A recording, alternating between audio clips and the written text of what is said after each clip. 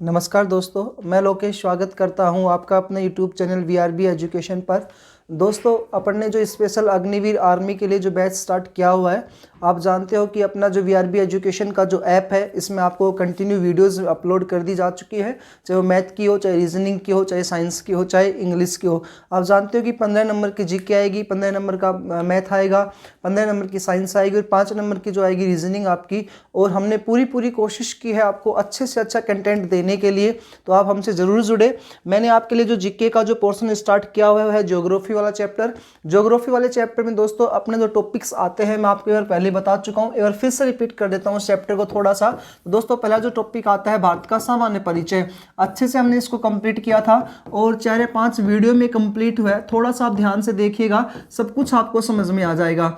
सामान्य परिचय को मैंने क्लियर किया। उसके बाद दूसरा टॉपिक आता है बच्चा, इसमें भारत के भौतिक प्रदेश टॉपिक। इस भारत के भौतिक प्रदेशों को हमने 4 भागों में बांटा था। उन 4 भागों को भी मैंने विभिन्न वीडियोस में कंप्लीट किया है, ताकि आपको एक वीडियो ना देकर के ज़्यादा से ज़्यादा वीडियो अच्छे कंटेंट में उपलब्ध करवाने की कोशिश की है।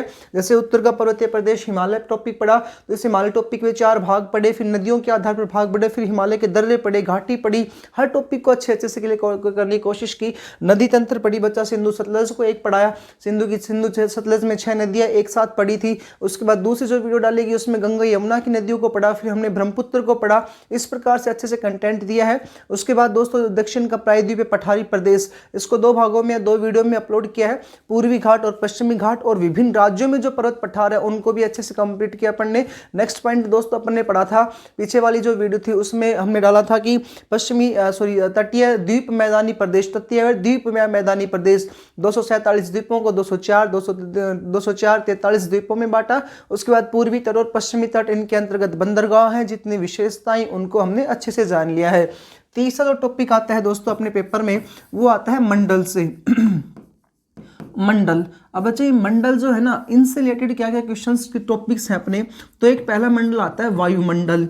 अब बच्चे इस वायुमंडल को पढ़ना है अपने को। जैसे वायुमंडल में आपसे पेपर में क्वेश्चन पूछता है, कुछ परतें होती हैं, तो बहुत बार पूछता है क्षोभ मंडल, या वायुयान उड़ाने के लिए कौन सी परत इंपॉर्टेंट होती है, कौन सा मंडल है, या रेडियो की तरंगे जो है परावर्तित होकर पहुंचते हैं कौन से मंडल में पहुंचते हैं, विद्युत आवेशित कण किस में पाए जाते हैं, सबसे नीचे वाली कौन सी परत होती है, सबसे ऊपर कौन सी परत होती है, हल्की गैस किस में पाई जाती है, मौसमी घटनाएं किस में होती है। तो वाले टॉपिक में वायुमंडल वाले टॉपिक में क्लियर करेंगे अपन। दूसरा दोस्तों इसमें आता है बच्चा एक जलमंडल टॉपिक आता है, जिस जलमंडल में अपने को महासागर पढ़ने हैं। तो आप जानते हो 5 महासागर है, आपके पेपर में पूछा जाता है। सबसे बड़ा महासागर, सबसे छोटा महासागर, सबसे गहरा महासागर, त्रिभुजाकार आकृति का कौन सा है, ओ आकृति का कौन सा है, एस का कौन है, एम का कौन है, इसमें भी सबसे गहरा गर्त ग्रैंड कैनियन किस में आता है। तो ऐसे जितने क्वेश्चन आएंगे जलमंडल टॉपिक में पढ़ेंगे अपन। तीसरा टॉपिक बच्चा इसमें आता है स्थल मंडल टॉपिक, और जो स्थल मंडल है इसमें मैं आपको क्लियर करूंगा 7 महाद्वीपों को। कितने महाद्वीप है बच्चा? 7 महाद्वीप है। उन 7 महाद्वीपों के बारे में थोड़ा बहुत आपके पेपर में क्वेश्चन पूछेंगे, तो उनसे रिलेटेड सबसे बड़ा, सबसे छोटा, या इनमें से पर्वतमाला, नदी कौन सी किसको काटती है, या कौन से घास के मैदान वगैरह होते हैं, या कौन सी जनजाति वगैरह पाई जाती है, सबसे बड़ा कितने देश वगैरह निवास करते हैं। तो इंपॉर्टेंट पॉइंट्स जो है वो आपको इस टॉपिक में क्लियर करेंगे अपन। वायुमंडल, जलमंडल, स्थल मंडल, ये और आपके पेपर में दिया हुआ है। और एक सबसे इंपॉर्टेंट आता है दोस्तों सौर मंडल। इस सौर मंडल तो ये समझो कि सबसे इंपॉर्टेंट टॉपिक ही है सौर मंडल। और सौर मंडल में आपको पता है ग्रहों की संख्या पूछी जाती है, पर सूर्य के सबसे नजदीक कौन सा है, अंतिम कौन सा, लाल ग्रह, शुक्र ग्रह कैसा है, इसका रंग वगैरह पूछा जाता है। तो जितने भी क्वेश्चन आपके पेपर में आएंगे, तो अगला जो अपना टॉपिक आता है वो मंडल का आता है। आज दोस्तों कंटिन्यूटी इसको स्टार्ट करते हैं अपन वायुमंडल टॉपिक से। वायुमंडल आज का जो टॉपिक है वो होगा वायुमंडल को लेकर के। बच्चा वायुमंडल क्या है? तो पृथ्वी जो है, इस पृथ्वी के चारों ओर उपस्थित जो वातावरण होता है ना, उसे अपन क्या कहते हैं? वायुमंडल कहते हैं। पॉइंट टू पॉइंट समझते चलिएगा, अच्छे से पूरा कोशिश करूंगा समझाने का। बाकी आप बच्चों ने इतना प्यार किया है उसके लिए बहुत बहुत धन्यवाद देता हूं मैं, कि हमारी जो भी हमने जो लक्ष्य रखा था वो लक्ष्य लगभग पूरा हुआ है। तो पृथ्वी के चारों ओर उपस्थित वातावरण को वायुमंडल कहते हैं। पृथ्वी के चारों ओर उपस्थित जो वातावरण है उसे क्या कहा जाता है, वायुमंडल कहा जाता है। एक लाइन क्लियर। दूसरा पॉइंट, इसका संगठन किस प्रकार से होता है या इसकी संरचना किससे होती है। तो ये कहता है कि इस पर वायुमंडल की जो संरचना है ना, वो संरचना गैसों से मिलकर के हुई है, वायुमंडल का संगठन गैसों से हुआ है। कहता है कि नाइट्रोजन और ऑक्सीजन जो है ना, इससे लगभग 99% भाग बना है वायुमंडल का। तो बच्चा इसमें जो कौन कौन सी गैसें पाई जाती हैं वो इंपॉर्टेंट है। तो पहली गैस आती है, क्योंकि ये गैस ही कंटिन्यूटी दे देता है कि इनमें से कौन सी गैस सर्वाधिक मात्रा में पाई जाती है वायुमंडल में, सबसे कम कौन सी पाई जाती है, इस प्रकार से। ठीक है जी। तो सबसे ज्यादा पाई जाती है नाइट्रोजन 78.03%। सबसे ज्यादा यहाँ पर जो इसका संगठन होता है, संरचना होती है, इसमें सबसे ज्यादा कौन सी गैस पाई जाती है, नाइट्रोजन, जो 78.03% में है। 78.03% में वातावरण में नाइट्रोजन आती है जी। उसके बाद आती है ऑक्सीजन 20.93% पर। ऑक्सीजन, नाइट्रोजन के बाद आती है ऑक्सीजन, और ऑक्सीजन का जो यहाँ पर मतलब कि अपन कह सकते हैं वातावरण में फैलाव है, वो कितना आता है, 20.93% पे आता है ऑक्सीजन का। तीसरा पॉइंट बच्चा आता है ऑर्गन गैस जो है, ये ऑर्गन वाला है। इसका जो अपने यहाँ पर फैलाव जो है इस वातावरण में, जो इसका हिस्सा आता है वो 0.93% है, 0.93%। उसके बाद है चौथे नंबर पे CO2 कार्बन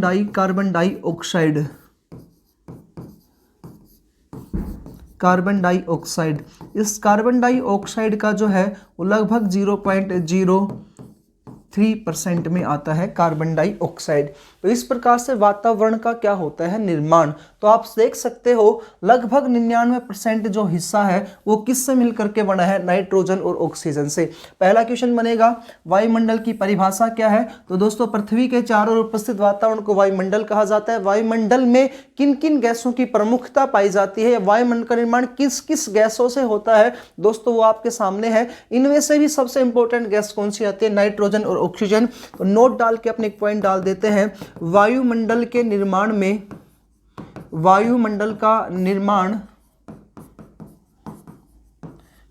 निर्माण नाइट्रोजन व ऑक्सीजन,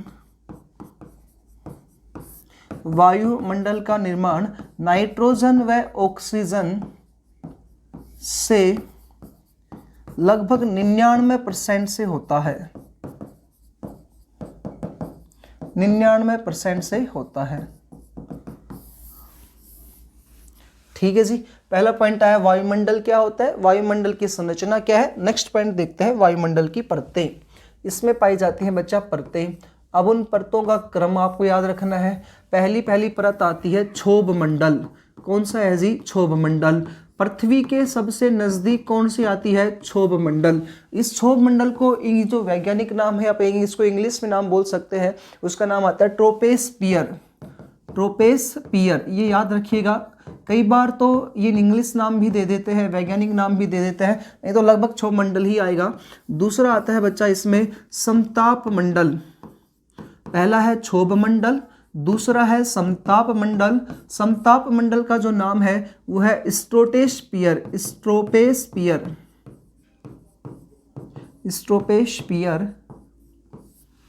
तीसरा है इसमें आयन मंडल, और आयन मंडल का नाम है आयनोस्फीयर। आयन मंडल का नाम है आयनोस्फीयर। चौथी आती है दोस्तों इसमें, चौथी है, पहला क्षोभ मंडल आ गया, दूसरा समताप मंडल, तीसरी आई आयन मंडल। चौथे नंबर पे इसमें आती है मध्य मंडल। ये इसको सॉरी मैं गलती से तीसरा चौथा उल्टा कर गया। तीसरी मंडल आता है इसमें मध्य मंडल, चौथे पे आयन मंडल। हाँ जी, तीसरे पे आती है इसमें मध्य मंडल, और मध्य मंडल का नाम है मीजोस्फीयर।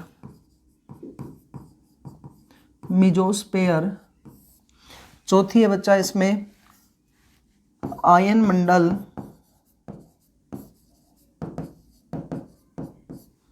और आयन मंडल का नाम है आयनोस्फीयर।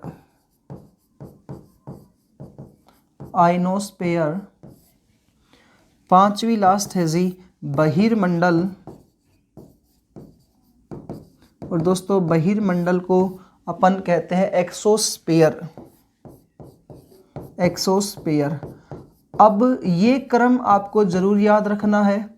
क्रम याद रखेंगे, पहले क्षोभ मंडल आएगा, फिर समताप आएगा, तीसरे पे मध्य आएगा, चौथे पे आयन आएगा, पांचवे पे बहिर्मंडल आएगा, क्योंकि पृथ्वी से नजदीक से और ऊंचाई तक बढ़ती हुई जाती है। मैं सोचो यहाँ तक है क्षोभ मंडल, क्षोभ मंडल से फिर ऊपर समताप, समताप से मध्य, मध्य से आयन और फिर कौन चल जाएगा बहिर्मंडल। इस प्रकार से लास्ट 640 किलोमीटर से अधिक में आता है बहिर्मंडल, 0 से 18 किलोमीटर के लगभग आता है क्षोभ मंडल। ये आपको याद रखना है जी।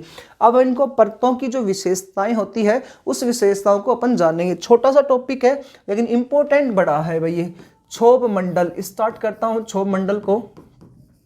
क्षोभ मंडल का इंग्लिश नाम है ट्रोपोस्फियर। इसी को कहा जाता है अधोमंडल, यानी नीचे होता है इसलिए इसका नाम है अधोमंडल या संवहन मंडल। अधोमंडल या संवहन मंडल। तो क्षोभ मंडल, ट्रोपोस्फियर, अधोमंडल या संवहन मंडल, ये सारे किसके नाम आते हैं? क्षोभ मंडल के। या इसी को एक नाम और याद रख सकते हैं अपन, परिवर्तन मंडल। इसमें चेंज होता रहता है तो ये आ गया आपका परिवर्तन मंडल जी। विशेषताएं, अब इसकी विशेषताएं देख लेते हैं। ये पृथ्वी के सबसे नजदीक का मंडल है। पहला पॉइंट, पृथ्वी के सबसे नजदीक का मंडल है। पृथ्वी के सबसे नजदीक का मंडल है। जितनी भी विशेषताएं हैं वो इंपॉर्टेंट है। या तो आप इनसे क्रम पूछता है या फिर बच्चा विशेषताएं पूछेगा। तो पृथ्वी के सबसे नजदीक का मंडल कौन सा आता है? क्षोभ मंडल आता है। इसकी जो औसत मोटाई होती है 18 से 20 किलोमीटर। दूसरी विशेषता, औसत मोटाई, इसकी औसत मोटाई है 18 से 20 किलोमीटर। लेकिन क्या कह रहा है सुनेगा, औसत मोटाई है 18 से 20 किलोमीटर, लेकिन जो उत्तरी व दक्षिणी ध्रुव जो है ना, यहाँ पर इसकी औसत जो मोटाई आती है वो आती है 8 से 10 किलोमीटर की। चौथा पॉइंट, तीसरा पॉइंट कहता है लेकिन उत्तरी ध्रुव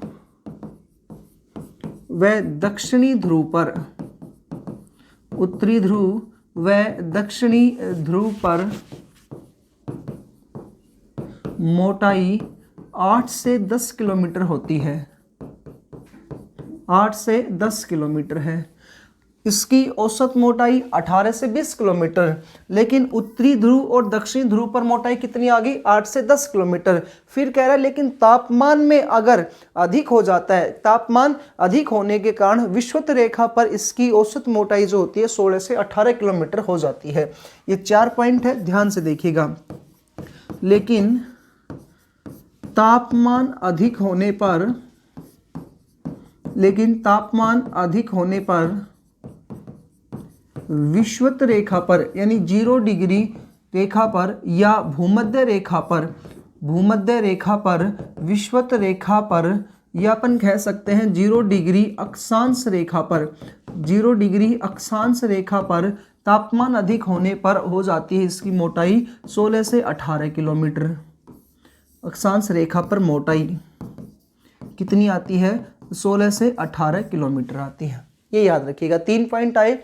इसकी औसत मोटाई 18 से 20 किलोमीटर, उत्तरी ध्रुव और दक्षिणी ध्रुव पर इसकी मोटाई 8 से 10 किलोमीटर, और तापमान अगर बढ़ता है तो यहाँ पर विषुवत रेखा 0 डिग्री अक्षांश रेखा या भूमध्य रेखा पर भी कितनी आ जाती है? 16 से 18 किलोमीटर इसकी औसत मोटाई आती है। ठीक है जी।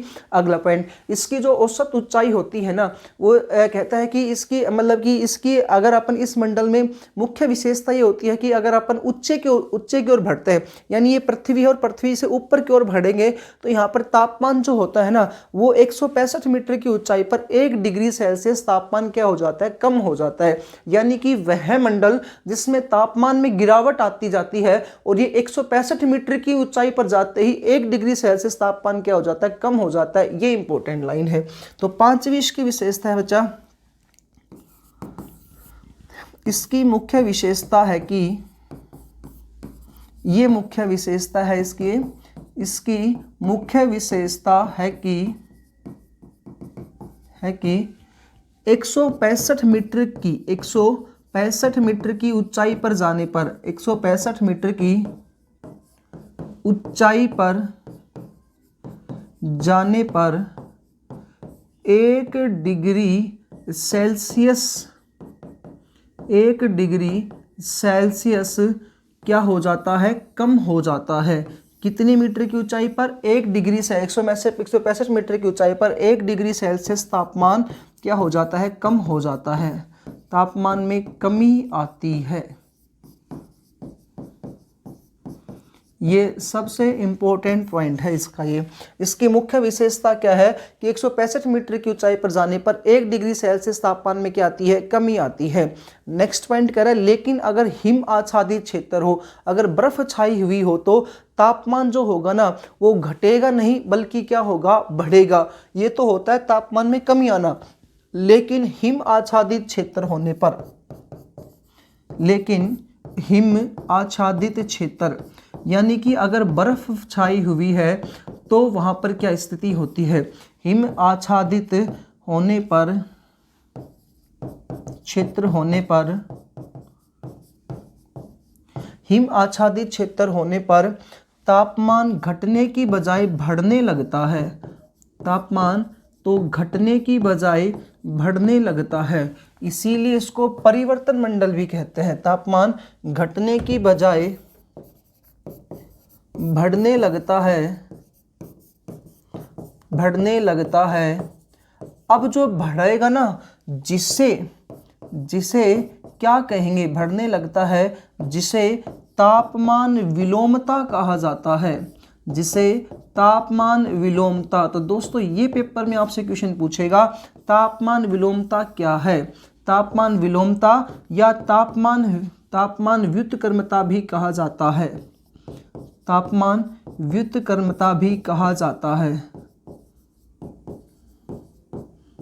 व्युत्क्रमता भी कहा जाता है। ये इंपॉर्टेंट पॉइंट है भाई। तापमान विलोमता क्या है, तापमान व्युत्क्रमता क्या है, तो इसका अर्थ क्या आएगा, जहां पर बर्फ छाई हुई होगी उस क्षेत्र में तापमान घटने की बजाय क्या होता है, बढ़ने लगता है, इसलिए इसे तापमान विलोमता या तापमान व्युत्क्रमता कहते हैं। इसकी मुख्य विशेषता ये थी कि 165 मीटर की ऊंचाई पर जाने पर 1 डिग्री सेल्सियस तापमान कम होने लगता है, लेकिन अगर बर्फ छाई हुई होगी तो तापमान घटने की बजाय क्या हो जाएगा, बढ़ने लगेगा, और जब बढ़ेगा तो इसे कहा जाता है तापमान विलोमता या तापमान व्युत्क्रमता कहते हैं। आगे देखिएगा, 1-2 विशेषताएं और है इसकी। छठी विशेषता आती है बच्चा इसकी, और छठी विशेषता कहती है कि जितनी भी मौसमीय घटनाएं होती हैं, अब बच्चा मौसमीय घटनाएं जो होती है किस में पाई जाती है, इसी में होती है। इस मंडल में, इस क्षोभ मंडल में मौसमीय घटनाएं होती हैं, मौसमीय घटनाएं होती हैं। मौसमी घटनाएं जैसे कि घटनाएं होती हैं जैसे बच्चा बादलों का बनना, बादल बनेंगे, यहाँ पर बहुत बार पूछा जाता है बादलों का बनना कौन से में होता है, दूसरा बादलों का बनना, दूसरा आंधी का आना, आंधी तूफान का आना, बरसात होना,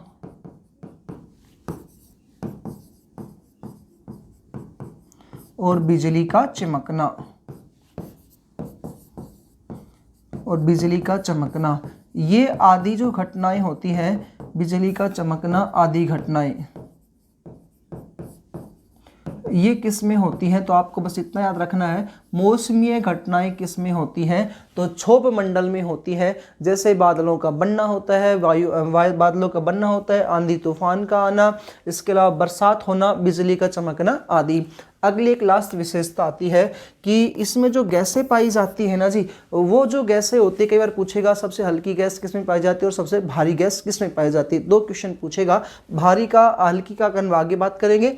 साथ ही विशेषता आती है कि इस मंडल में सबसे भारी गैसें पाई जाती है, इस मंडल में सबसे भारी गैसें पाई जाती हैं। तो सबसे भारी गैसें किस में पाई जाती हैं, तो आपका ऑप्शन आएगा क्षोभ मंडल, बहिर्मंडल, इस प्रकार से। तो आंसर आएगा क्षोभ मंडल में पाई जाती हैं। तो आप समझ सकते हो विशेषता ही ज़्यादा पेपर में क्वेश्चन पूछेगा। विशेषता नंबर फर्स्ट, पृथ्वी के सबसे नजदीक का मंडल कौन सा आता है? क्षोभ मंडल। इसकी औसत मोटाई 18 से 20 किलोमीटर। उत्तरी ध्रुव और दक्षिणी ध्रुव पर मोटाई जो होती है कम हो जाती है, 8 से 10 किलोमीटर आती है। फिर कह रहा है कि तापमान अधिक होने पर विषुवत रेखा 0 डिग्री भूमध्य रेखा पर तापमान अधिक होने पर 16 से 18 किलोमीटर मोटाई आती है। नेक्स्ट पॉइंट कहता है भाई कि इसकी सबसे मुख्य विशेषता आती है कि 165 मीटर की ऊंचाई पर जाने पर तापमान 1 डिग्री सेल्सियस क्या होगा? घटेगा या बढ़ेगा? तो तापमान में क्या आएगी? कमी आएगी, घटेगा। लेकिन अगर हिम आच्छादित क्षेत्र होगा तापमान घटने की बजाय क्या होता है? बढ़ता है। और बच्चा जब बढ़ता है तो इसे तापमान विलोमता है, तापमान व्युत्क्रमता भी कहते हैं। उसके बाद हमने पढ़ा है कि इस मंडल में मौसमीय घटनाएं होती है। और बच्चा मौसमीय घटनाएं कौन सी? बादलों का बनना, आंधी तूफान का आना, बरसात होना, बिजली का चमकना आदि। इस मंडल में सबसे भारी गैसें पाई जाती हैं। इस प्रकार से दोस्तों, यदि आप लोग, कई बच्चे होते हैं जो वीडियोस देखना पसंद नहीं करते हैं, उनको अचानक से चाहिए कि हमें 5-7 पन्ने मिले, पूरा हिस्ट्री, ज्योग्राफी, पॉलिटिकल पढ़ ली और एकदम से याद हो गया, तो उन बच्चों के लिए भी एक खुशखबरी है कि अपने जो VRB एजुकेशन का जो ऐप है, लिंक दे दिया जाएगा आपको डिस्क्रिप्शन बॉक्स में, या आप हमारे जो भी वीडियोस उस पर सर्च मारोगे तो आपको, या आप ऐप से जुड़िएगा तो पहले तो आपको क्या करना है कि प्ले स्टोर में जाना है, वहाँ से ऐप को डाउनलोड करना है, VRB एजुकेशन का ऐप डाउनलोड करें। और जैसे आप VRB एजुकेशन ऐप डाउनलोड करोगे ना, तो फिर वहां पे आपको कंटेंट मिलेगा, मतलब लिखा हुआ मिलेगा कि आपको 11 रुपए में, कई बच्चे होते हैं कि उनको पढ़ना अच्छा लगता है, वीडियोस देखना अच्छा नहीं लगता, प्रॉपर नोट्स बन जाए, उनको रट्टा मारना है या कुछ भी समझना है, कुछ भी करना है, तो ऐसा भी हमने आप लोगों के लिए किया है। ये जितने भी टॉपिक्स है ना, इनकी समरी बना रखी है, बस सीधा लिख रखा है मौसमी घटनाएं किसमें आती है, शॉर्ट में इसको कोष्टक में डाल दिया, इसलिए आती है। तो ये सब कुछ भी आपको मिल सकता है केवल और केवल 11 रुपए में। या जो बच्चे SSC GD वगैरह की जो तैयारी कर रहे हैं, उनका पेपर अभी सर पर है, उन्होंने अभी तक कुछ पढ़ा नहीं है, उनके 3-4 टॉपिक सेम टू सेम आएंगे। भारत का सामान्य परिचय, भारत के भौतिक प्रदेश, ये घटनाएं वगैरह, ये मतलब मंडल वगैरह सारे टॉपिक, तो ये हमने केवल और केवल आप लोगों के लिए हस्तलिखित नोट है, हाथ से बनाए हैं, PDF आपके पास भेज दी जाएगी केवल और केवल 11 रुपए में। बस आपको करना ये है, प्ले स्टोर में जाना है, VRB एजुकेशन का ऐप डाउनलोड करना है, वहां से आपको कंटेंट मिलेगा, 11 रुपए में आप सर्च करके आप हमसे मंगवा सकते हो और आप लोगों को दे दिया जाएगा। तो आप ये जरूर करिएगा, आपको शॉर्ट नोट्स वगैरह भी चाहिए। तो क्षोभ मंडल के बाद दोस्तों दूसरा मंडल जो आता है उसका नाम आता है समताप मंडल। समताप मंडल, और समताप मंडल जो होता है बच्चा, इसे कहते हैं स्ट्रेटोस्फीयर।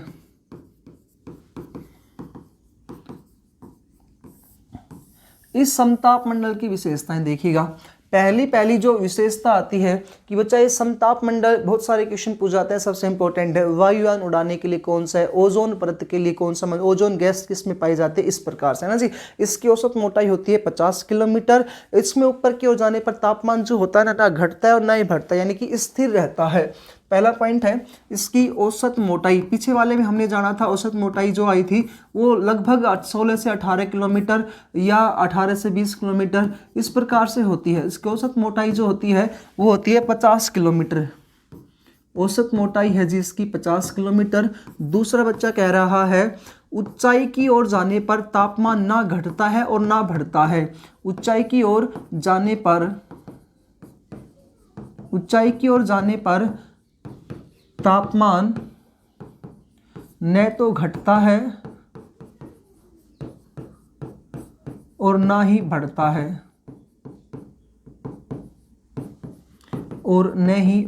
है, ऊंचाई की ओर जाने पर तापमान न तो घटता है और न ही बढ़ता है, अतः बढ़ता है और स्थिर रहता है,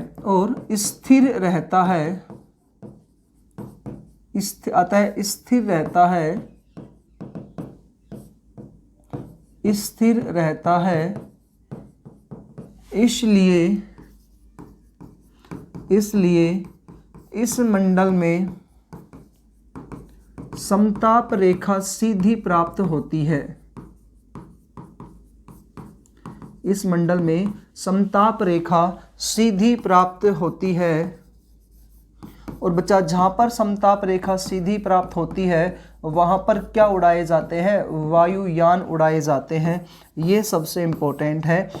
अतः वायुयान उड़ाने के लिए, यानी कि हवाई जहाज उड़ाने के लिए एरोप्लेन उड़ाने के लिए कौन सा मंडल सबसे बेस्ट है? वायुयान उड़ाने के लिए, वायुयान उड़ाने के लिए सबसे आदर्श मंडल या उपयुक्त जो मंडल है वो यही है। सबसे आदर्श मंडल, सबसे आदर्श मंडल है। वायुयान उड़ाने के लिए सबसे आदर्श मंडल कौन सा आएगा बच्चा? समताप मंडल आएगा। ठीक है जी। तो आगे कह रहा है कि इसके 15 से 35 किलोमीटर की ऊंचाई पर अगर चलते हैं ना तो वहाँ पर क्या होता है कि एक ओजोन गैस बनती है। वह 15 से 35 किलोमीटर की ऊंचाई पर समताप मंडल के अंतर्गत ओजोन गैस पाई जाती है। जो ओजोन गैस जो होती है ना वो हमारी रक्षा करती है। किससे? सूर्य से आने वाली हानिकारक पराबैंगनी किरणों से। सूर्य से आने वाली हानिकारक पराबैंगनी किरणें, सूर्य से ना जी एक पराबैंगनी किरणें निकलती है जो पृथ्वी के लोगों को बड़ा नुकसान पहुंचा सकती है। तो उससे एक गैस हमारा निर्माण, एक गैस हमारी रक्षा करती है, उसका नाम आता है ओजोन गैस। वो ओजोन गैस जो होती है 15 से 35 किलोमीटर की ऊंचाई पर पाई जाती है, जो सूर्य से आने वाली हानिकारक किरणों को रोक लेती है। ओजोन गैस जो है वो रोक लेती है हानिकारक पराबैंगनी किरणों को, ताकि हम सुरक्षित रह सके। इसलिए इसको ओजोन परत जो है इसको हमारा रक्षा कवच के नाम से भी जाना जाता है। और आपसे बहुत बार पेपर में क्वेश्चन पूछा गया होगा, ओजोन दिवस किस तारीख को मनाया जाता है? 16 सितंबर को मनाया जाता है।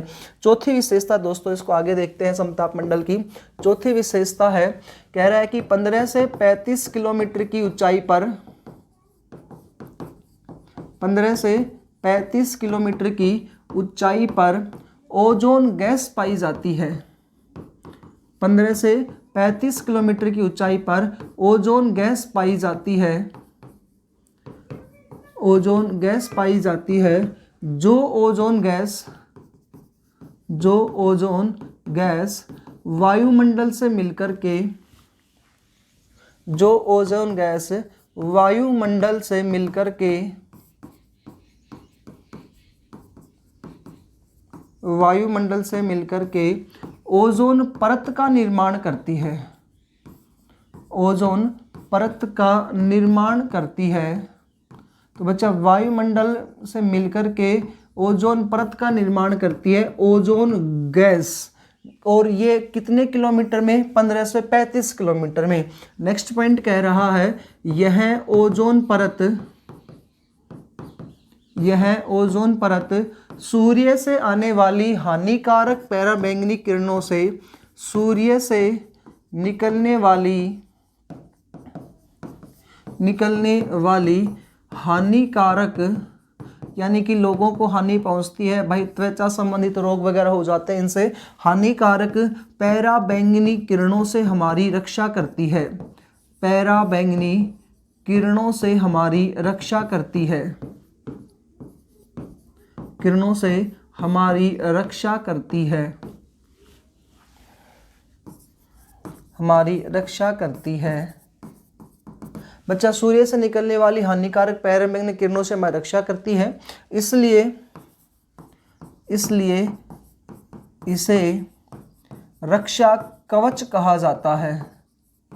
इसलिए इसे रक्षा कवच कहा जाता है।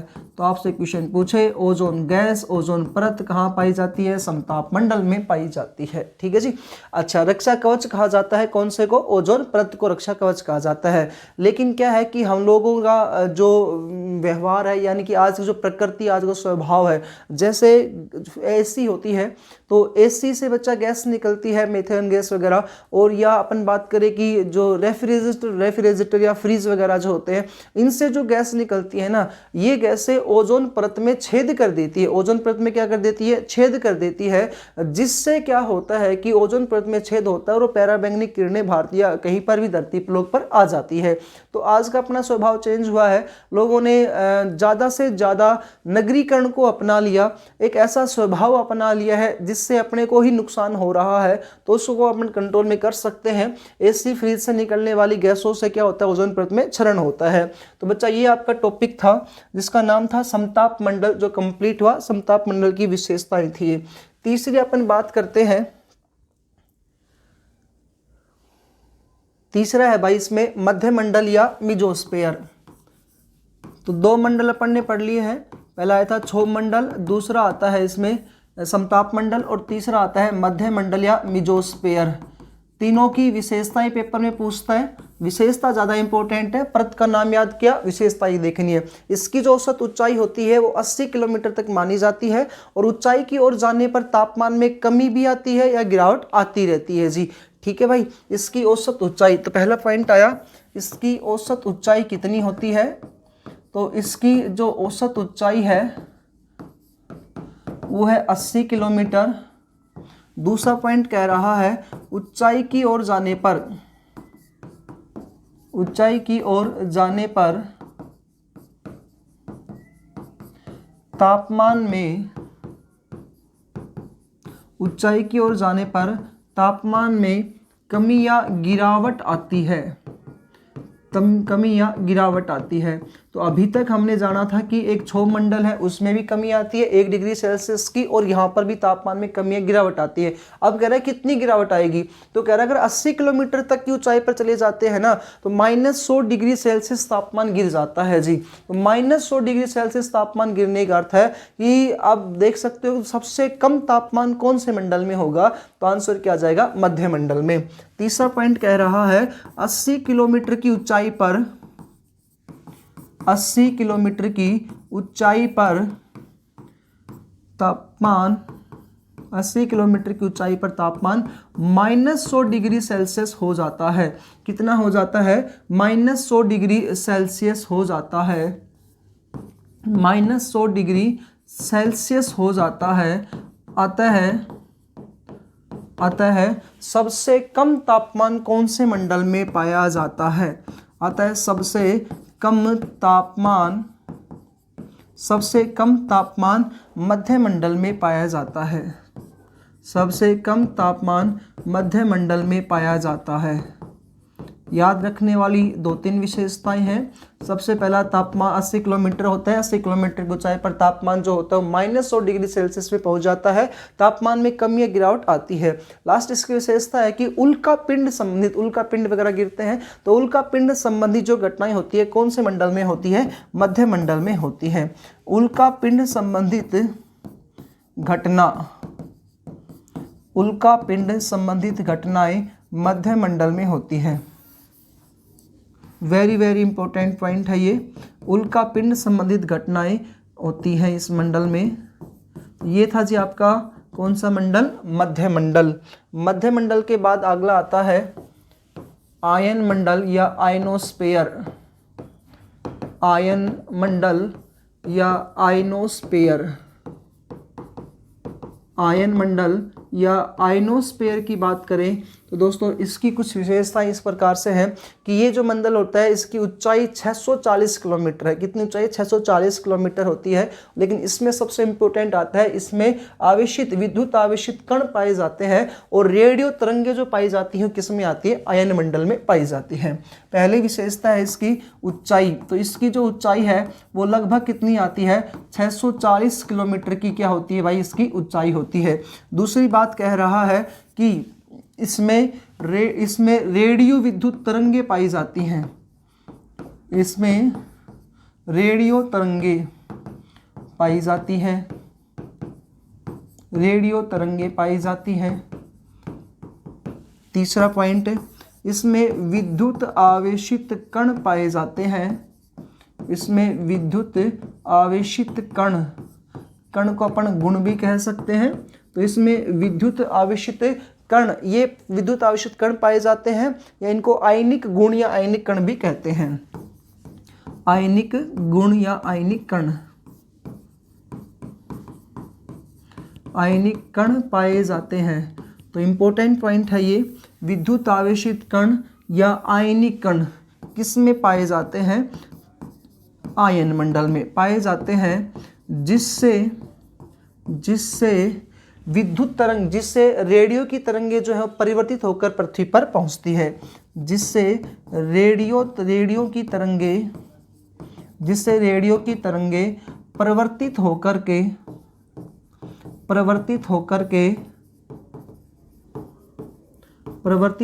के पृथ्वी पर पहुंचती है।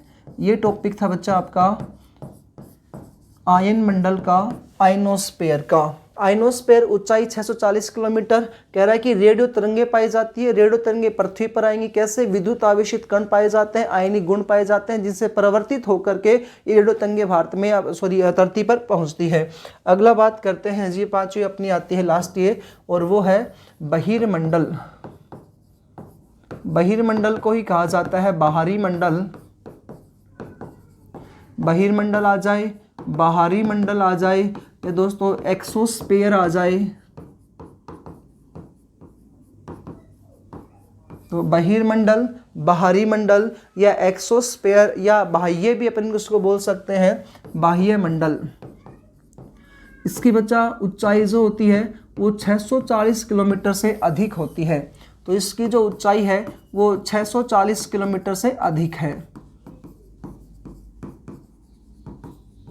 इसकी ऊंचाई 640 किलोमीटर से क्या होती है? अधिक। तो पीछे वाले में हमने जाना था उसकी ऊंचाई 640 किलोमीटर आई थी, इसकी ऊंचाई क्या आती है? 640 किलोमीटर से अधिक आती है। दूसरा सबसे इंपॉर्टेंट पॉइंट इसमें आता है कि इसमें सबसे हल्की गैस पाई जाती है। भारी गैस किसमें पाई गई थी? तो आप बताइएगा। तो भारी गैस जो दोस्तों कौन से में पाई गई थी? क्षोभ मंडल में पाई गई, समताप में पाई गई, मध्य में पाई गई, आइनोस्फीयर में पाई गई। जो भी होगा आप कमेंट में जरूर बताइएगा। बाकी मैंने आपको बताया था इस टॉपिक में।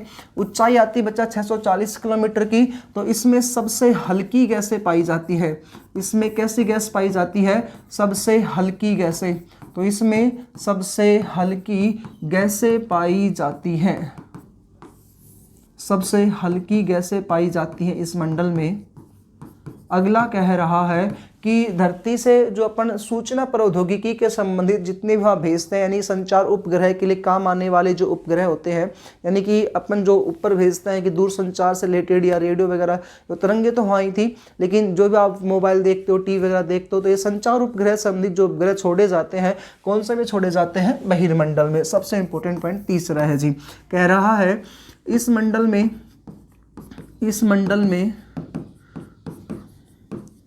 सूचना संचार संबंधित उपग्रह छोड़े जाते हैं। सूचना संचार संबंधित उपग्रह छोड़े जाते हैं। सूचना संचार संबंधित उपग्रह छोड़े जाते हैं या भेजे जाते हैं। ये लो जी आपका मंडल वाला टॉपिक, बड़ा इजी सा टॉपिक था। ये था भाई आपका बहिर्मंडल का। एक लास्ट पॉइंट और है दोस्तों इसमें, एक स्लाइड और लेते हैं अपन इसमें। गैसों के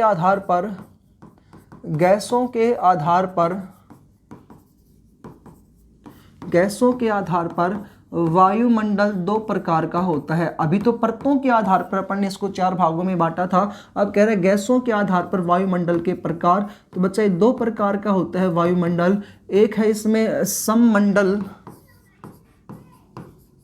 गैसों के आधार पर वायुमंडल 2 प्रकार का होता है। एक है सममंडल और दूसरा आता है बच्चा इसमें विषम मंडल।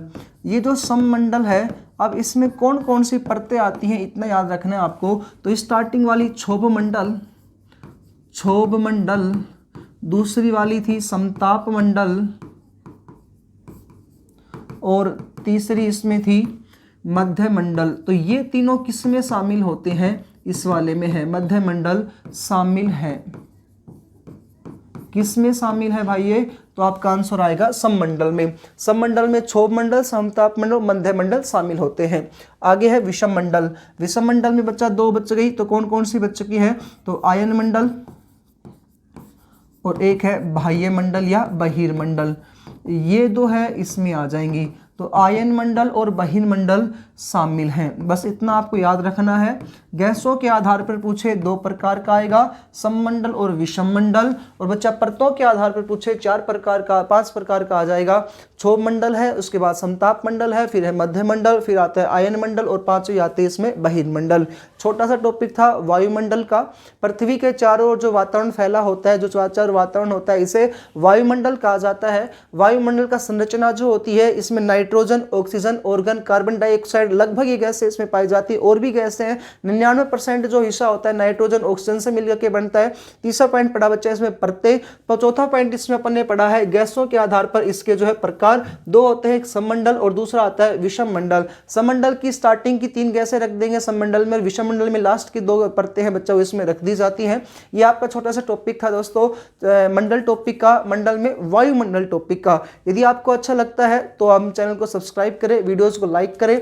कमेंट्स में आपकी जो भी क्वेश्चन मैंने पूछा था, क्वेश्चन ये था कि सबसे भारी गैसें किसमें पाई जाती है, जरूर कोशिश कीजिएगा आंसर देने का। मिलते हैं दोस्तों अन्य वीडियो में। जय हिंद, जय भारत।